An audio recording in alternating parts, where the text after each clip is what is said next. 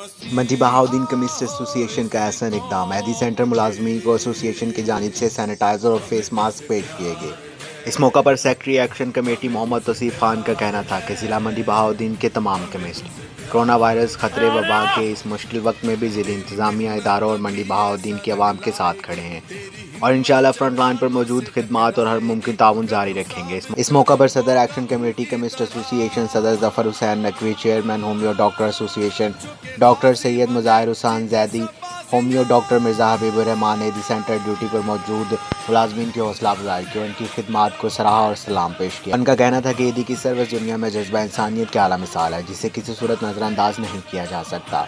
हमें रिपोर्ट कह रहे थे शान अशरफ। अब तक के लिए सिर्फ इतना ही। मज़ीद खबरों और अपडेट के लिए 94 न्यूज़ के साथ रहिएगा। आप हमारी खबरें यूट्यूब और फेसबुक पर भी देख सकते हैं।